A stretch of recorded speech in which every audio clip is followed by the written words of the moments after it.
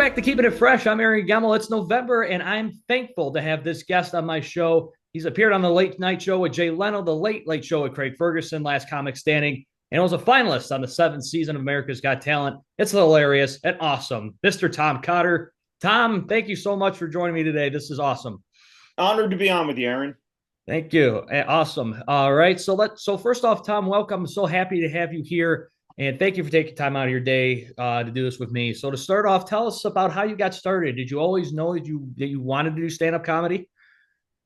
Yeah, actually, I thought it would be a hobby. I was going to go to law school, and that was the plan. That was the mission. I clerked for a judge. I was a cop during the summer. It was a summer job. I was pre-law, political science, and that was the dream, was to be a lawyer.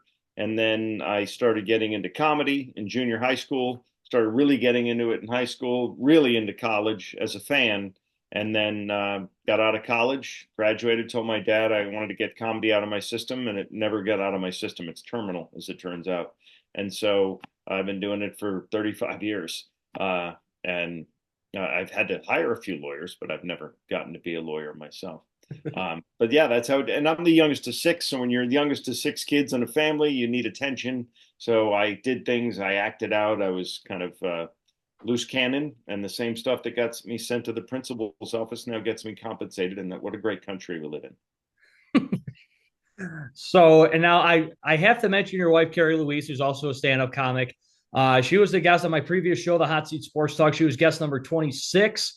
And so take me a few years back. Take me back on how you two first met, and what were your first thoughts when you found out that she was a stand-up comic too?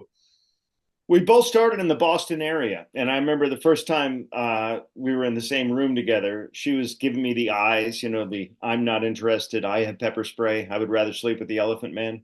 But I persisted. I just wouldn't let it go. Later on that night, she was kind of playing hard to get into the trunk of my car, but I got her there. And then I asked her out on a date, and she couldn't say no because the duct tape was covering up her mouth. But she went, mm.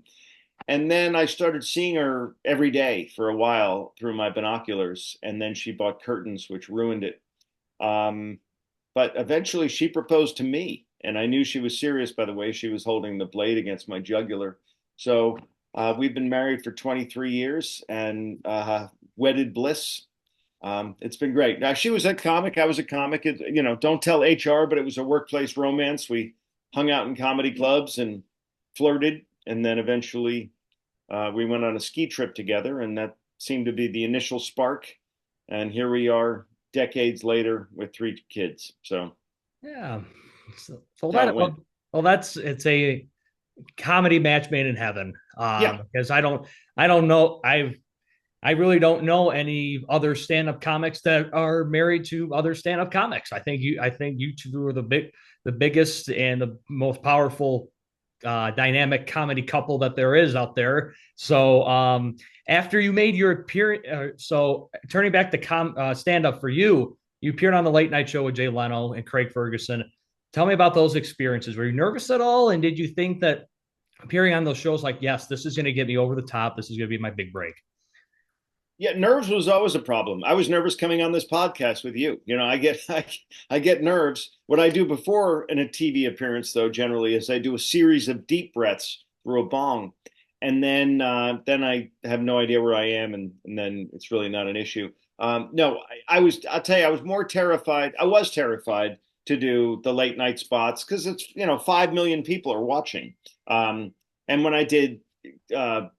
Last comic standing, I knew that was a huge audience too. That was in the tens of millions. And then when I did America's Got Talent, we were at 20 million. We were getting huge audiences because it was our first year of Howard Stern as a judge, and the Olympics were on NBC that summer, so it was just a big number. And so yeah, I get very nervous still to this day if I'm doing a show that's very important. I filmed a special not too long ago. I was kind of nervous about that. Or if someone that I care about is in the audience. It's not like, and I care about everybody, but if my dad's in the audience, or my wife, or my siblings, or my high school teachers are in the crowd, that always ramps up the tension a little bit because you just don't want to lay an egg in front of them, you know? Oh, it makes perfect sense. I mean, I mean, just for every show that I've done, podcasts like this, getting ready to come on to talk to you, I get nervous every single time. I get nervous every time I go out and do my everyday job as a reporter and stuff like that. So it's common. It's common. And so you mentioned Last Comic Standing, and take me through those auditions and the casting calls, because I know it was a huge show at during its time. And what made you want to go on that show, and tell us your overall experience on Last Comic Standing? Well, we all, here's the thing. In the 90s, reality TV came about. Before that, it was all sitcoms, and reality TV was replacing the sitcoms. So, as comedians, we hated reality TV. We couldn't stand it. It was the enemy. We were like, no. But then, after a while, it started becoming in this huge behemoth. For example, on NBC, the season I was on, Last Comic Standing, was the last season of Friends. Friends was being paid, they had to pay their talent $8 million per episode, because each one of them was getting $1 million, and then producers. And for us, the entire season of Last Comic Standing, nobody got paid except the host the entire season. And then at the end, it was a $50,000 development deal with NBC that you won. So if you're NBC, are you going to do, the sitcom that's costing you 10 million minimum per episode, or the reality show that's getting nearly the same ratings and is a pittance compared to what you're paying to the sitcom? So we hated these reality shows, but eventually you got to sleep with the enemy because you want to get on TV. For comics, if you're not on a sitcom, the only other time we can get on TV is late night, and that's Leno, Letterman, Conan, Colbert, now Fallon. And those have maybe 5 million people watching, and they're 5 million people who are falling asleep. The comedian's always the third act on that show. Usually it's a big Hollywood heavy hitter first, then another act, and then they put the comedian on at the end. And by then, their TV might be on, so the ratings might say they're watching, but they're asleep. And if they are awake, they're barely awake. Oftentimes they're naked, which is kind of nice to know that they're watching us naked, but they're really not engaged. However, when you do primetime television, like Last Comic Standing and like America's Got Talent, you have a huge audience that is not only wide awake, but they're very engaged. Those shows are very engaged. The people hook their wagon to whoever they like on the show, and they want to ride them to the finish line. So they watch every episode. They're just very much involved. And so you had to do it. Again, sleeping with the enemy, you had to start doing these reality shows. So that was the first one we did. My wife and I were on Last Comic Standing the same season, and she went further than I did. And don't think for a second that I don't hear about that all the time, Aaron. That comes up very frequently. And then for AGT, I kept saying no. For the first 6 seasons, everyone said you should do it because they only give you 2 minutes, and I have a lot of one-liners, so I was a perfect match for the show. I could put a lot of jokes in the 2 minutes. My season, they only gave us 90 seconds. So again, it was a good fit for me because I could cram a lot of jokes in that small amount of time. So, I fought it and fought it and fought it, but eventually the powers that be, managers, agents, comedy club owners, other comics would say to me, Cotter, you're not getting any younger. This show's a perfect avenue for you. Jump on board. And I eventually did, out of peer pressure. So that's just interesting. I did not know you're on the same season of Last Comic Standing at the same time the season 10 of Friends was on TV, and Friends is obviously celebrating its 30 years. But that is just interesting on how the network decided between that, and obviously everyone knows that the six stars were getting paid over $1 million an episode. So, Aaron, I might be wrong. Someone told me though that this is the first year right now, 2023, 2020, 2024, 25, where none of the major networks picked up a single sitcom. It used to be the lifeblood of nighttime television for all the big networks. Now none of them are doing this. They're all doing reality because it's a lot cheaper to produce, and you still get the same big ratings or even better than you were at sitcoms. So that's why we hated reality TV, because we felt like it was kicking us off of prime time. So then when you had a competition show that allowed us back on prime time, we all flocked towards it. interesting. And now I'm going to get to the show that you flocked to in 2012 in just a second. Sure. I'm going to do it. My favorite segment I've done with all my guests and your wife, Carrie. It's called Rapid Fire 7. Just quick quick 7 questions just to get to know you, just to get to know who is Tom Cotter and what is he like and what is he doesn't like. So, who is your favorite comedian growing up? George Carlin, probably. All right. Rodney Dangerfield, right in there with him. Favorite professional sports team? Uh, I'm a Bruins, Red Sox, Celtics, Patriots guy because I grew up in New England and I was with the Patriots when they were horrible, as they are again now. So I'm allowed to have enjoyed those glory years in between because I was there when they were the dog, they were the worst. I sat on an aluminum bench. We had season tickets, and the urinal at the stadium was a horse trough, and I had nervous kidneys, so I could never pee. It was a nightmare. And you go and watch your team get its butt handed to it every single week. So I feel because I've been loyal to them the longest, I would say the Patriots, maybe closely followed by the Celtics. Yeah, and that's how I felt for the longest time, rooting for my Lions in Detroit. And now that Dude, they're on fire. we've turned it around. They're going to win the whole thing. I think everyone's rooting for the Lions. They're a great franchise, great talent, great. Everyone's psyched for the Lions. Yeah, and being someone that grew up and watch them go 0-16. Yeah, it's definitely it's very nice to see. So, Well, I know your pain right now, but anyway, go ahead. The first car you ever owned? I had a Mazda GLC, which stood for Great Little Car, and it was none of that. It was little, but it was not great. Favorite activity to do with your 3 sons? Uh, we like to eat. We're big eaters, but we like to eat around things like watching a Patriots game, chowing down. We also go to Aruba every year. We kind of like that. And they're snowboarders, and I'm a skier, but we like winter outdoor, athletic events. Cool. Go your favorite go to sweet snack, your favorite go to salty snack. I'm a big Rice Krispie treat, marshmallow treats, you might call them. They're the Rice Krispies and marshmallow fluff and butter. They're just nectar of the gods.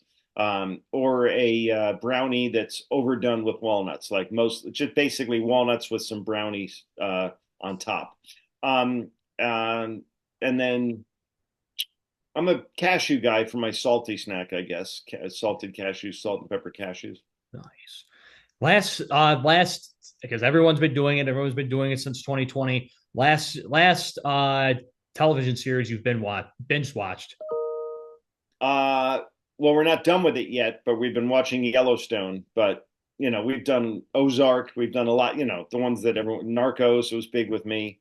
The wife and I. It's hard for us to find a show we both like because she likes romantic comedies and I like action, adventure, spy kind of stuff. So when we find a show that we can watch together, we really enjoy it. That's quality time for us. And right now it's Yellowstone. Cool. And you're finally your top 3 music artists slash groups of all time. Bruce Springsteen, U2, and The Who.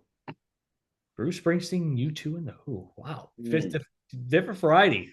Not in that order, but Not in that order, but just top 3, no particular order. All right, and that was Rapid Fire 7 with Tom Cotter. So now going back to the reality show that we were talking about earlier that you jumped on. It's 2012. You took center stage on America's Got Talent. First off, just tell me about the process of getting on AGT, just because that is still one of the biggest reality shows on television today. Yeah, I think they just had their 20th season, but I was season 7. And again, years prior to that, everyone said, it's a variety show. They're going to want comedians, and you seem to be uh, kind of right in their wheelhouse. Wendy Liebman is also a comic that does a lot of one-liners. She did the show also. Other people that I look up to were doing it. But Pierce Morgan was a judge on the show up until season 7. And I would watch the show. We liked it as a family. And he would eviscerate the comedians. He as a child in Britain had a stick surgically implanted in his butt, and he could never get over American comedy. He just never laughed at it. So I said, there's no way I'm going to go on that show and have millions of people see me get eviscerated by this uptight British guy.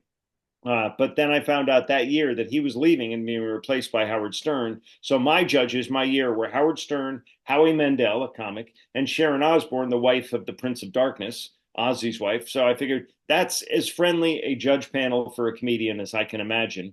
And so I said, why not? So I went down, I auditioned. I got the phone call from the Friars Club.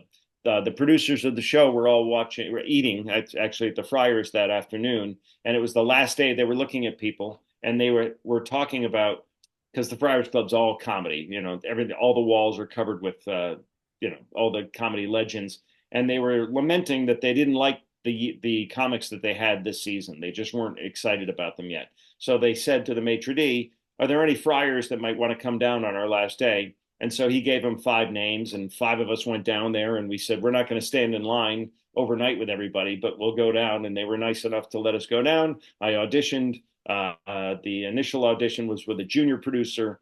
He or she determines whether or not you're worthy to be seen by the NBC executives and the executive producers. So he said, "Stick around." I waited a couple hours, and then I got to go in front of the senior producers.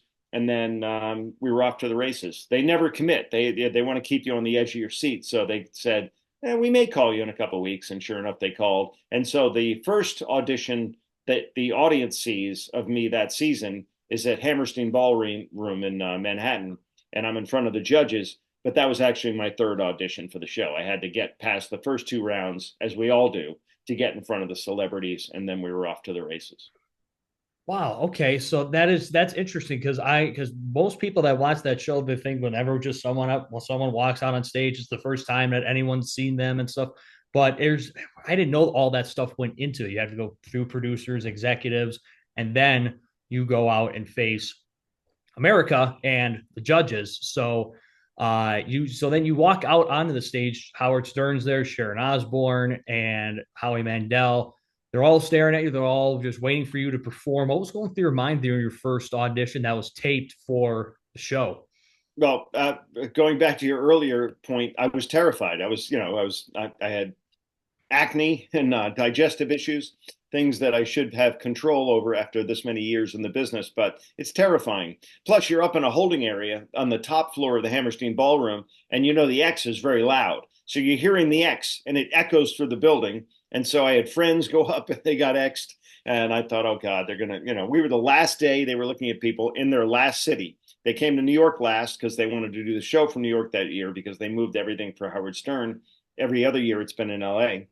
So this was their last place they were looking at talent, and they were exhausted. And I'm like, oh God, they're cranky. They're not going to be in the mood for comedy. But for whatever reason, it went well. They were very nice to me, and the audition went really well. And then we were off to the races. I was in it for that. It spanned the entire summer. When we ended up right before the anniversary of September 11th, I think our last episode was September 10th that season, because we were moved a little bit from the Olympics, which were also on NBC. And it was just a great experience, a great run. I got very lucky to be on that season, and I will forever be indebted to Simon Cowell and NBC for giving me that opportunity. Everything else I did was great. I still, people have come out to see me and say, I'm here because I loved your special, or I'm here because I saw you on Comedy Central, the Tonight Show. But the vast majority of people are America's Got Talent fans, and they've been very loyal and very good to me. And I feel very blessed. Yeah. And I don't want to, obviously I don't want to spoil it for anybody, but obviously if I am spoiling it, you're about a decade behind on AJT and you need to catch up. But you were you mentioned these guys in your stand-up act all the time, but you were the runner-up to Alante Dogs in season 7 of AJT. You joke about that. You joke about the other acts that were involved, the sand artist and the harp player that was on the show. But even though you were the runner up, you broke out. And after the show, and did you expect all the attention and popularity you got after you were on AGT? I didn't know what to expect. Comics had never made it past the semifinals on that show. So I was the first comic to reach the finals, stand-up comic to reach the finals. And it took 7 seasons for that to happen. And then I like to tell people I was the top human finisher my season because, as you mentioned, I lost to the Olate Dogs. And I do talk about them in my act. And I do, jokingly disparage them. But they are a great act, and they're really an American dream story. In a quick synopsis, I think he was a kid in Peru, a little kid in Peru. He found a stray dog on the street, taught taught the dog how to do jokes, taught the dog how to do tricks. And then people would stop by and watch this kid work with his dog and start giving him money. So he became a street performer. And then one dog begat two dogs, begat three dogs. And soon he had like, a pack of stray dogs that he had trained to do all these tricks. And he was the big money maker for his family. He retired his father and said, Dad, you don't have to work anymore. I now make so much money entertaining tourists on the street with this dog act. And then a circus got wind of him, picked him up.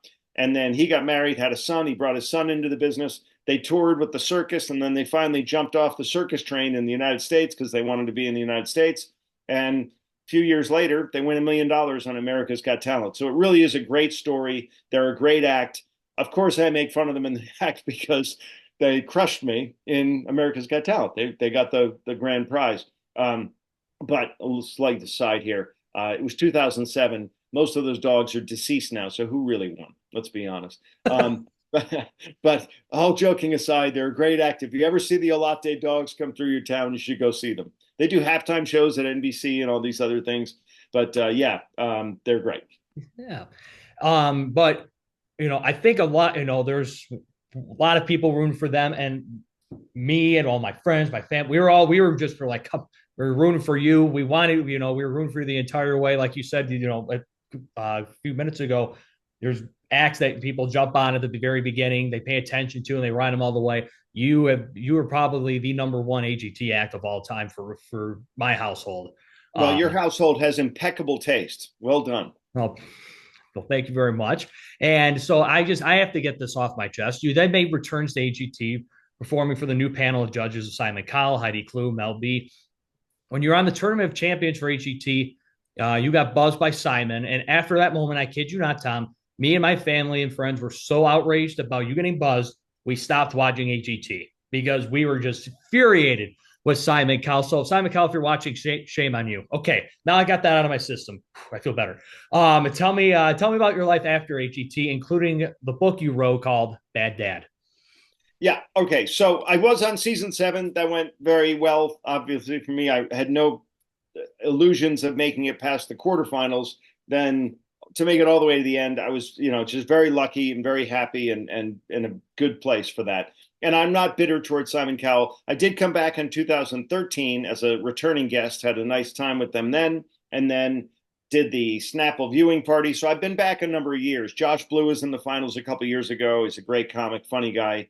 And I thought he was going to win, but they flew me in to do a skit with him for the finals. So I'm in their Rolodex. They keep calling me. I keep calling them. They're great. I have a great relationship with them. I will not besmirch them. For champions, they now call All Stars, but it's their winter version of the show where they take, people who all finalists and put them in like an all-star game kind of thing. And I came out with a dog because, as I mentioned before, I lost to a dog act, and I came out with a dog as a prop. And I said, I'd like to introduce you to my new dog, Simon Growl. And Simon immediately they didn't show it on camera, but he immediately got pissed off that I did that. And then let me get through, maybe 3/4 of my act before he buzzed me. But the other 3 judges were great. The audience was great. I'm absolutely fine with that. The problem was my dear friend and very funny comic, Dan Natterman, was on the next year on Champions. And he called me and said, hey, should I do this? They want me to do this. But you did it last year, and I didn't like that Simon gave you an X. And I said, Simon gave me an X. It was an anomaly. I pissed him off about the dog thing. He's cool with it. The producers are cool. They're not going to give you an X. Go on the show. Sure enough, he goes on the show, and they give him an X. Simon, of course, gives him an X, and he didn't deserve it. He was 3/4 of the way through his act, and the audience gave him a standing ovation. The judges loved him. Same thing with me. Simon just And Dan, to his credit, said on national television, and they kept it in because it was pre-recorded, said, Simon, you might be the gold standard when it comes to judging music, but when it comes to comedy, you don't know your ass from your elbow. And it's a quote I will live for infamy, because he nodded knowing, yeah, you're probably right. And if you look at the comics that he's moved forward like a 12-year-old girl, a 14-year-old boy, past comics who have been doing it for 50 years, who are national headliners that work everywhere. So God bless him. He knows music very well. He does not know comedy, but he's been very good to my career. So that's it. But that's how just, in love with your act that, I am, my family, my friends, we just after that happened, we're like, we're done. We're too upset with Simon Cowell. He did this to one of the best act ever in AGT history. We're not watching anymore. Simon Cowell, he has enough money. He doesn't need us to watch. Aaron, the next morning after I came in second, someone sent me a photo. And to this day, I don't know how they got me my email, but they sent it to me by email. And it was a picture of their plasma screen, their television screen shattered because a guy had thrown a beer bottle at the thing when they announced the dogs had won. So a lot of people may not have been Tom Cotter fans, but they didn't think a dog act should have won. But W.C. Fields famously said back in vaudeville, it's his famous quote, never try to follow a child act or an animal act. You'll never win. And he was right. People love dogs. I love dogs. I think a dog should have won this past year. And to your point, we don't watch the show much anymore either because we call it America's Got Problems because everybody has to have some horrible sob story to make it into the finals. You can't get in the finals unless you have some disease or you lost someone close to you or there's you have to have a box of tissues. You're weeping the whole time watching the show. How about just talent? Let's do that. It's more of a drama now. It absolutely is, It's a reality drama instead of a reality show. But I digress. But tell me, so one of my favorite things that you did on AGT is during the finals of season 7, you came out and you started to roast the judges. And it seemed like you had a little bit of trouble, and the late great Joan Rivers came out to help you, and it was just a phenomenal thing. And now since it's been a few years since she has passed on, just overall, just tell me about just that time you got to spend with her. Yeah, that's a kind of a unique thing. Again, I was the first comic to reach the finals, so they didn't know what to do with me. If you watch the show, at the finals for the finale, they do duets, they call them. It was always the singer that used to win. And so they'd have the singer perform with the singer's idol, whoever they looked up to. And they did duets and they'd sing a song together with their hero. Well, they didn't know what to do with me. So they came up with this idea to roast the judges. And so they hired me, they hired me. I was already on the show. They hired Lisa Lampanelli to be my co-roaster. But right before we were supposed to do it, some NBC executive with no sense of humor had decided that Lisa Lampanelli should not be on the show because she had said something inappropriate on The Apprentice when she was a contestant on that with Donald Trump and The Apprentice. So he pulled the rug right up. We're filming this thing like literally in a day and a half. So they said, that's the bad news. They won't let Lisa on the network again for that, which I thought was a stupid decision. But they said, but Joan Rivers is in town and she's agreed to come on and do it with you. And I was like, oh, I love Lisa, but if Joan Rivers is available, sure, I'll take, beggars can't be choosers. I'm sorry that Lisa couldn't do it. But by all means, if Joan Rivers is available, let's do this. And she could not have been nicer, Aaron. She came in like a white knight. Her writers got in touch with me and said, hey, we're both going to roast the judges. But Joan wants to make sure she doesn't step on anything you're going to do.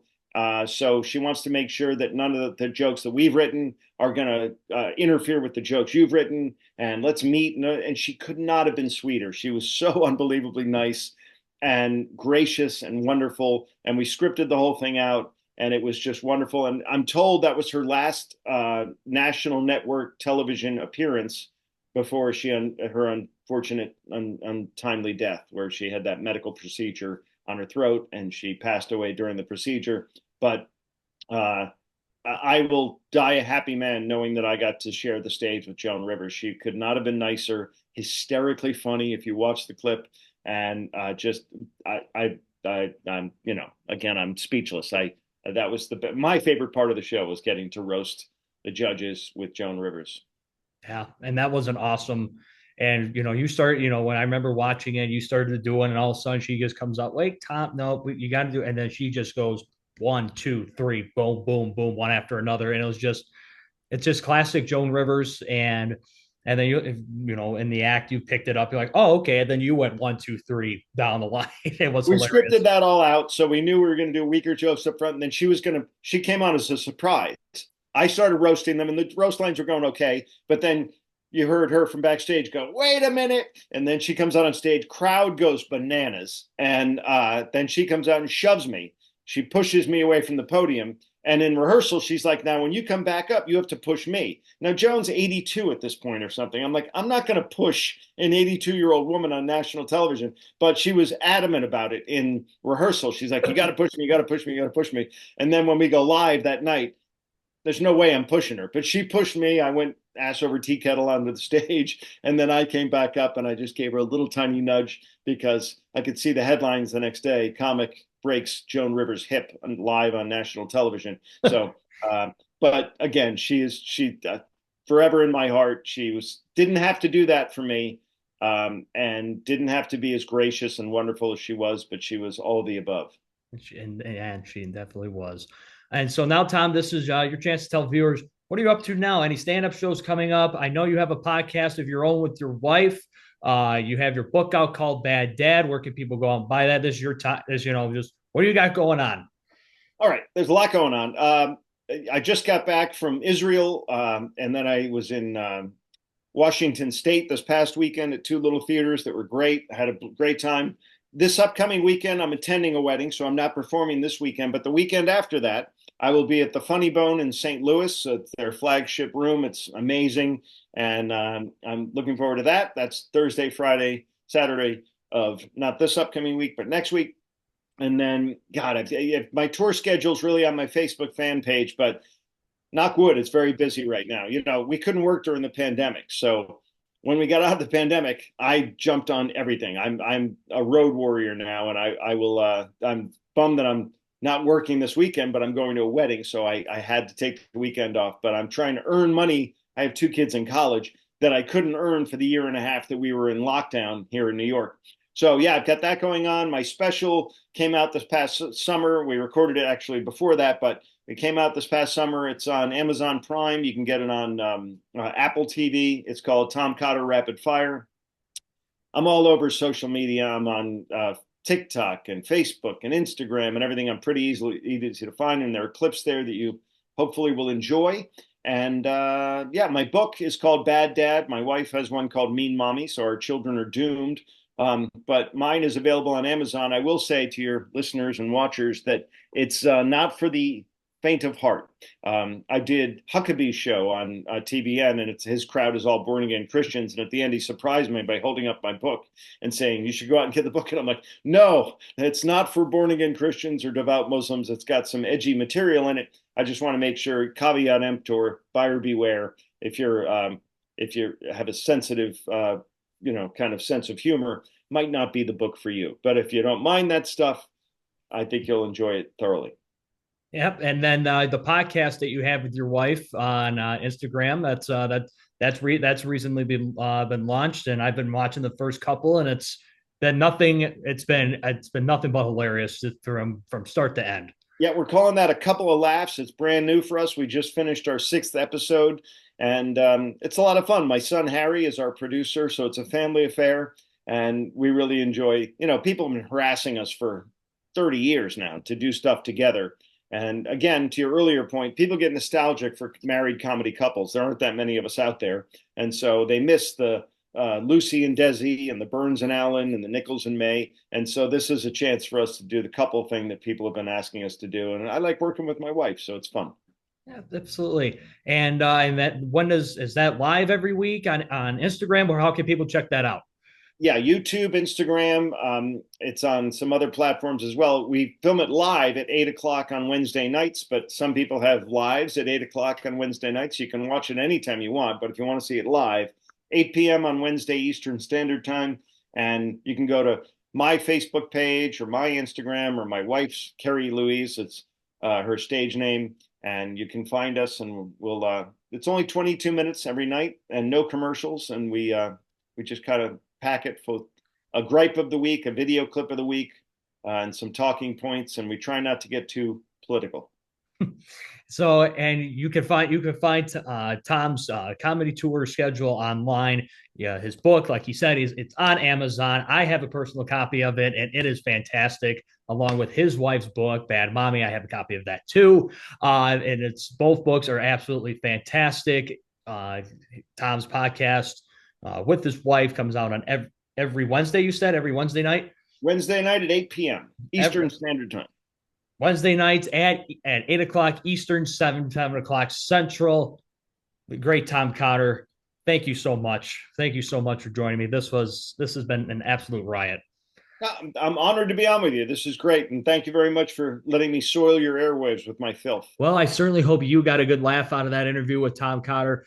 Not only just learning about what goes on for auditioning for shows like Last Comic Standing, for America's Got Talent, but also getting some really, really great material and great jokes along the way. So thank you. So I'll just say thank you to Tom Cotter for joining this episode of Keeping It Fresh. And that will do it for this show. Please make sure to like, share, and subscribe to this channel. Follow me on TikTok, follow me on Facebook, follow me on Twitter, follow the show on Spotify as well. And make sure you catch up on the first 3 episodes as well of Keeping It Fresh. And I will catch you in the next one. And hey, as always, keep it fresh.